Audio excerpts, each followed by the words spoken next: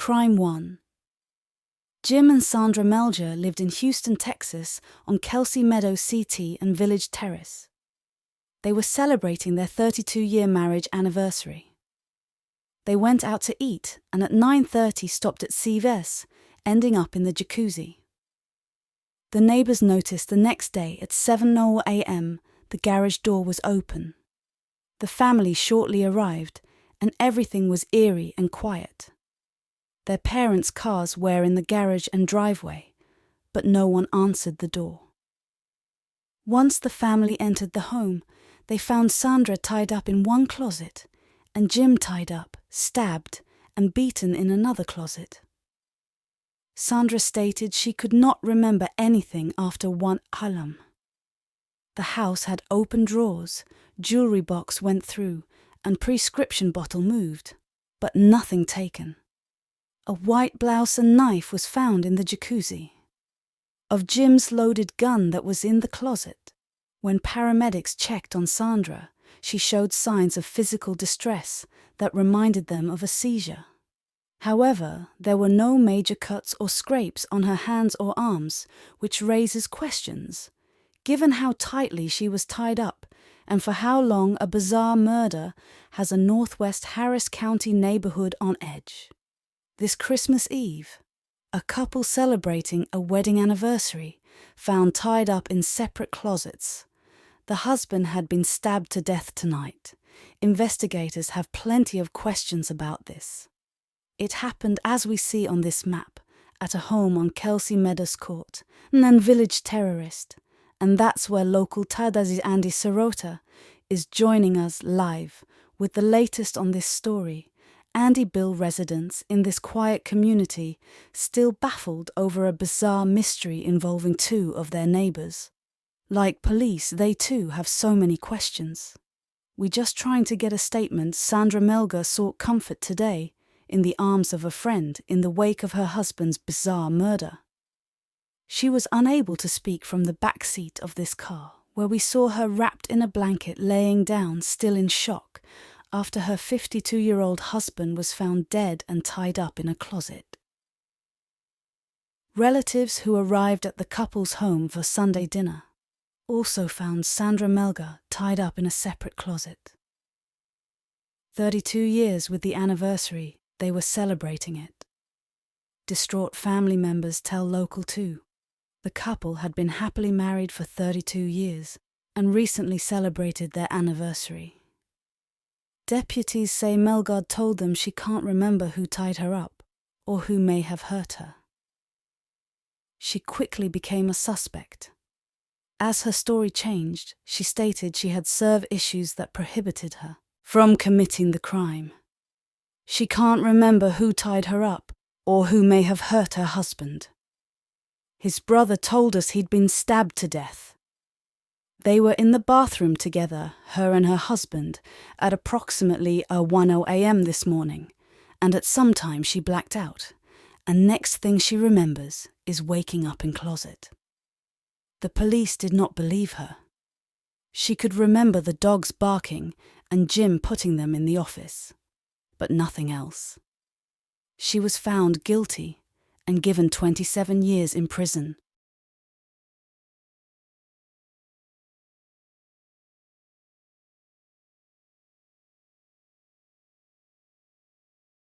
Crime 2. In March 2020, the Rona hit the USA. March 23rd. Gretchen's daughter Ava was visiting her father at the time.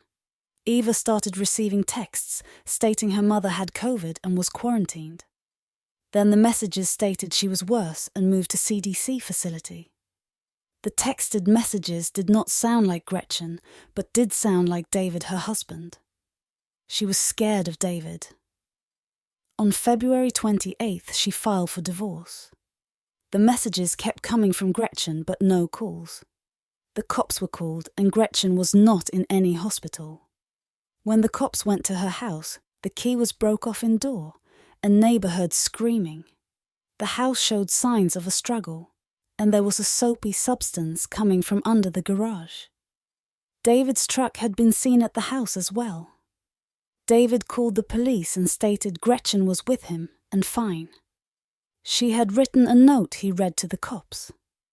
David Anthony was apprehended in Las Cruces, New Mexico, less than a week later.